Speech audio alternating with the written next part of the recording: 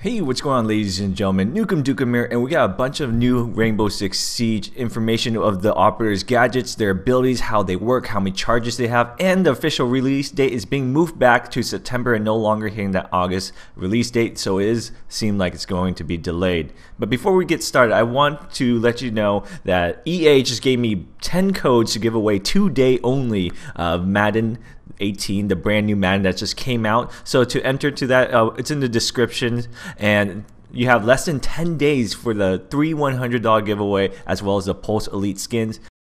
So in order to enter the giveaway, make sure you guys are subscribed and have this bell button notification enabled.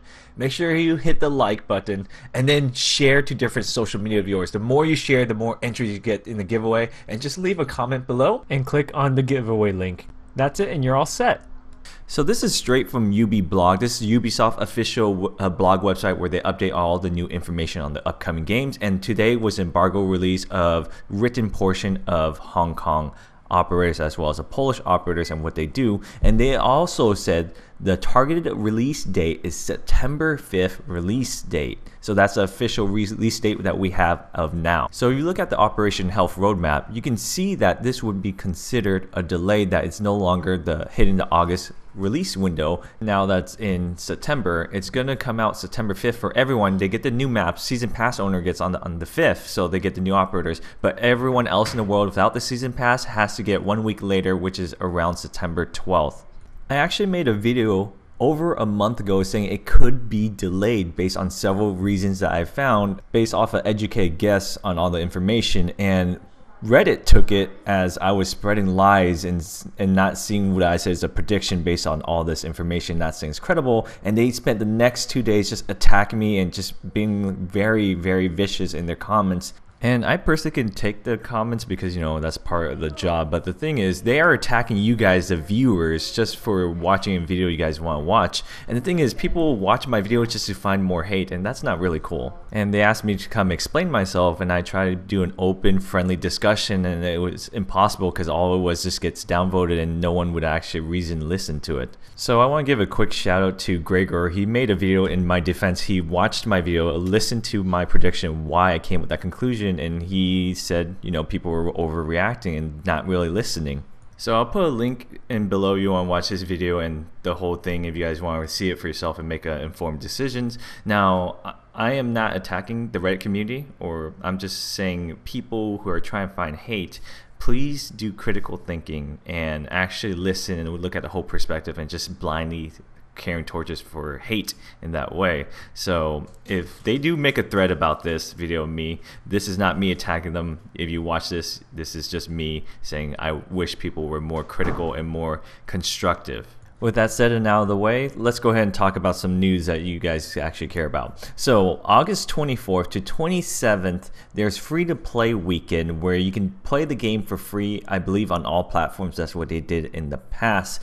And you guys can get the game 50% off between 24th to September 4th based on the PlayStation Store. I'm not sure if this is true on Xbox and PC, but based on past history, this seems to be true, where they do discount the game heavily during free-to-play weekend and before a new operation drops.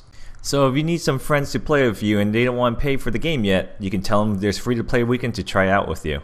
Just a heads up, in case you're new to my channel, I'm not good reading. I always suffered it my whole life, and I took so many classes to get better reading, and it's just something I still struggle with to this day, and it's quite embarrassing. But this source comes from UB Blog, so Ubisoft themselves, as well as the PlayStation blog. So let's go ahead and get started. Ying from the Hong Kong CTU, she brings a trio of Cadella devices. So her special gadget, she has 3 charges of them. They are a small sphere that shoot flashes into the air and blinds anyone nearby, with one exception. Ying herself wears special glasses, makes her immune to her own flashes. So while enemies are lying low or blindly firing until flashes wear off, you can rush in and clear them out. So her device, the Cadellas, can be thrown like grenades and other few deployment options that opens up some intriguing strategies. For example, instead of simply just tossing one, You can actually hold the button down and cook it before release like a grenade. And then 3 lights on the Kadella will progressively light up. For each one lit, the Kadella will roll along the ground for a bit longer before flying off its flashes. You can roll it under barricades or through drone holes, allowing you to flash room before enemy knows where you're breaching from far corners where defenders hold up. So you can actually toss several and cook it different times to have it go off different times. So that's a strategy you can do. Alternatively, you can fuse the Kadella by deploying it on breachable surfaces so it fires into room other side. So you can treat this like a fuse as well. And cooking your release here will increase long delay timer, allowing you to get in position to make your move. The Kadellas are vulnerable to destruction, so if you set off a breach charge or too close to fire the barricade prematurely, you might foil your own plan, but you have to time it properly. So it basically can be destroyed. It can get shot at, or you can break down barricade or breach it and it will destroy it. Okay. On the other side of the barricade, Blood Orchid will bring 2 new defenders that will make infiltration more perilous. First up is Lesion from the Hong Kong CTU, who packs a throwable GU, or GU, mine deploys on the floor and sticks to any attacker who steps on them with a poison needle, getting stuck with visual distortion, sort of swampy, greasy filter, and does damage over time. As the needle remains in your leg, attacker can either fight through the distortion and take their damage, or they can follow an on-screen prompt to remove the needle from leg, lowering their gun and leaving themselves vulnerable in process. Unless you're using IQ electronic detector, you can forget by stepping on the mines. GUI can be cloaked and all visible and invisible to anyone but Lesion.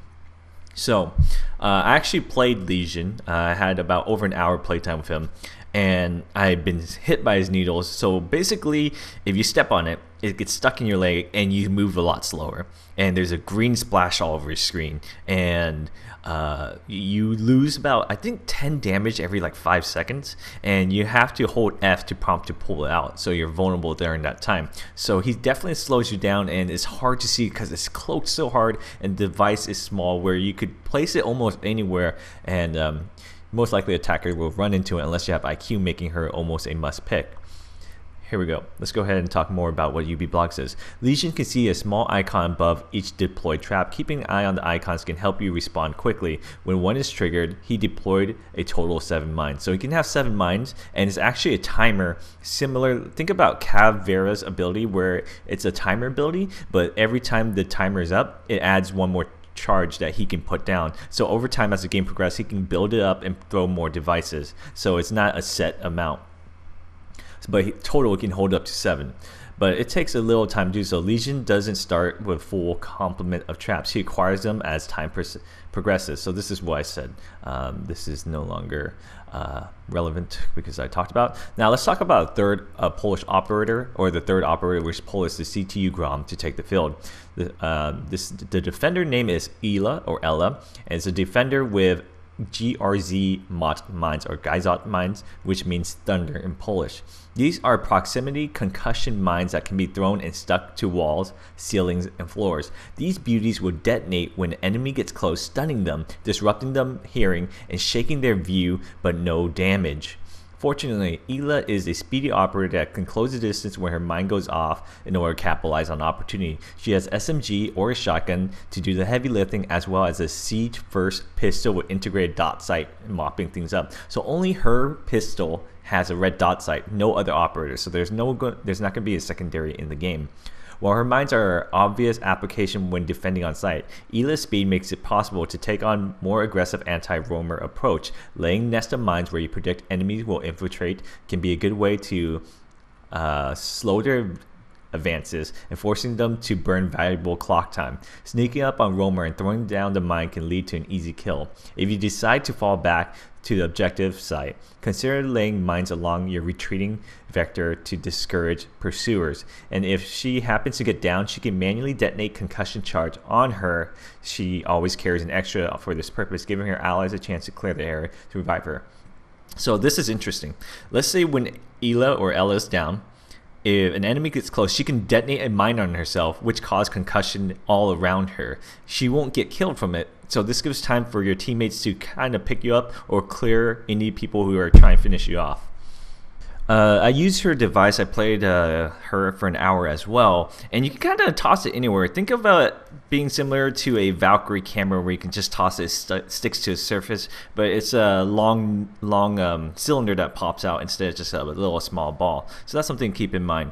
So for all Rainbow Six Siege news, you're here at the right channel. Make sure you guys enter the giveaway by subscribing, notification bell, like, and share below, and it's in the description, guys. Good luck. Thanks for watching.